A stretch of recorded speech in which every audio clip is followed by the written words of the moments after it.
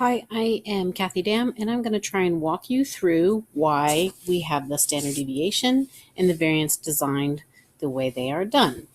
Let's say that we collected data on how many dogs people have, and you can see that I have somebody with 1 dog, another person with 0 dogs, and someone else with 4 dogs.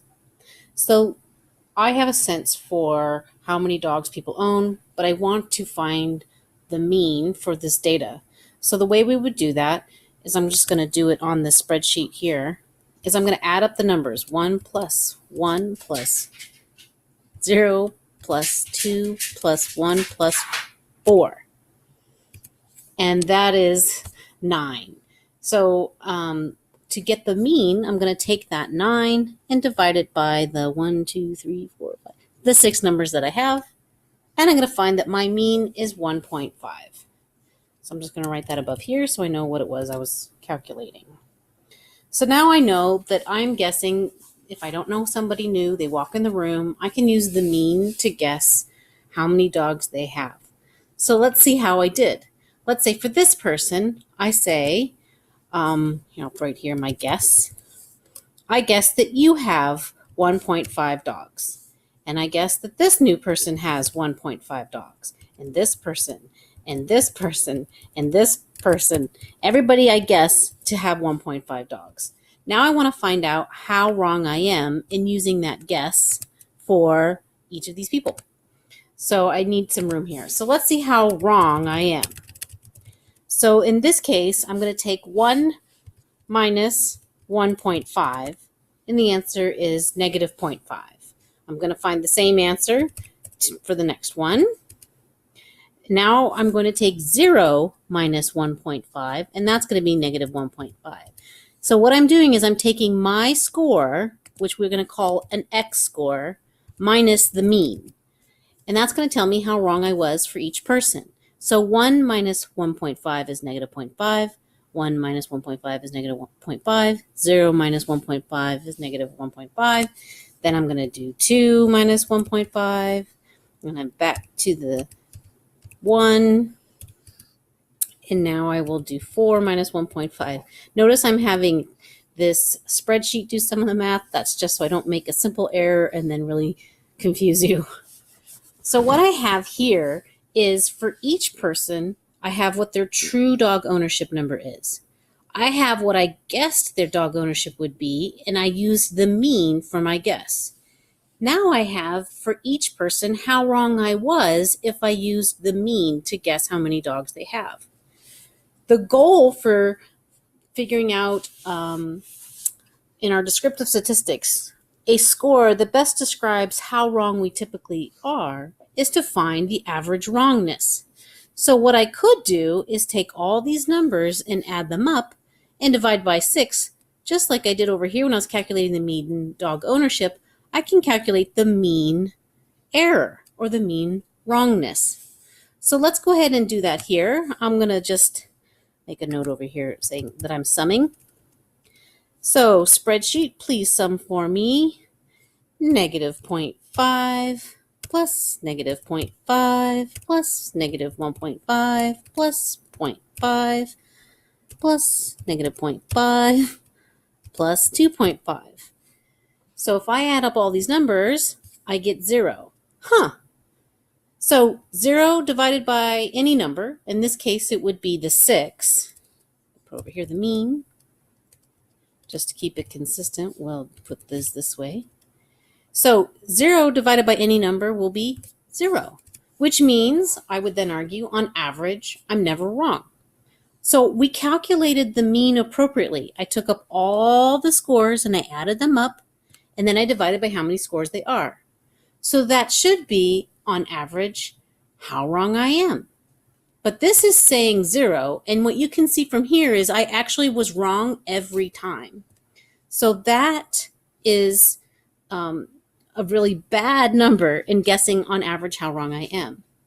The reason why this sums to 0 is because we have appropriately calculated what the mean is.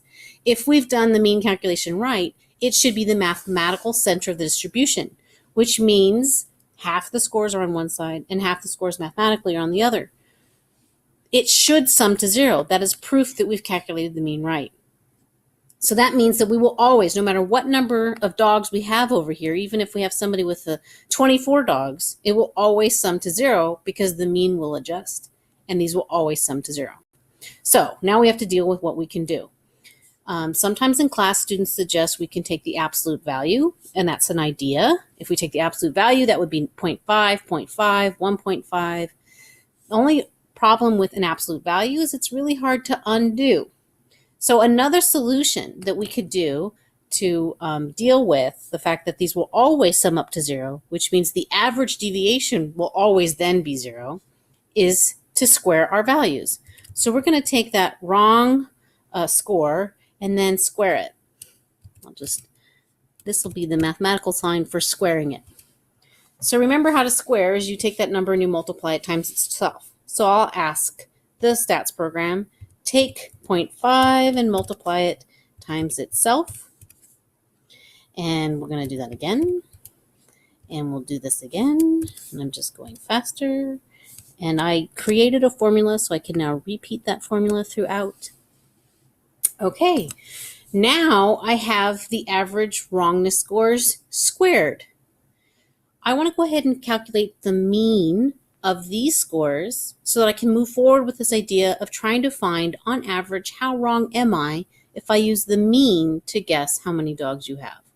So I'm going to go ahead and sum up these scores just like we've done before. I'm going to ask the program to do it for me so I don't have to take up your time.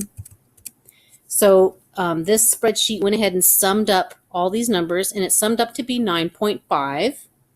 Now I'm going to divide that 9.5 by the 6 numbers that I have calculated, and this is giving me 1.58. So what that is saying is people have dogs. If I use the mean to guess how many dogs you have, on average, I will be wrong 1.58 squared dogs.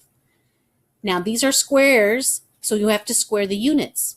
So this average number here is a squared unit. So on average, I'm wrong about 1.58 dogs. That number right there, we call the variance. That number is okay. I'm okay with a squared dog because I understand mathematically where we got it. I don't need to change it to a square root. However, our later calculations and later interpretations could really benefit from putting it back into a dog unit rather than a squared dog unit. So what I can do for the standard deviation is just undo the squaring. I now have on average how wrong I am in a squared unit. Now if I take the square root of that, I will get the standard deviation. So I can't do that in my head, so I'm going to ask the spreadsheet to do that. So I'm going to say square root this number. And what we have here is 1.26. So now what I can say is, on average, if I don't know how many dogs you own, I can use my data to guess that you own 1.5 dogs. But I tend to be wrong about a 1.26 dog. That's what the standard deviation does for us. Now, all of this is the population. Let's just say these are the only people that exist on Earth and they own this many dogs. So I used all the calculations to be a population. If I were to ask you to calculate the sample variance and standard deviation, we'd have to do an additional step, and I will make another video to explain why the sample standard deviation doesn't work to calculate or to guess what the population standard deviation would be. All right, email me if you have any questions.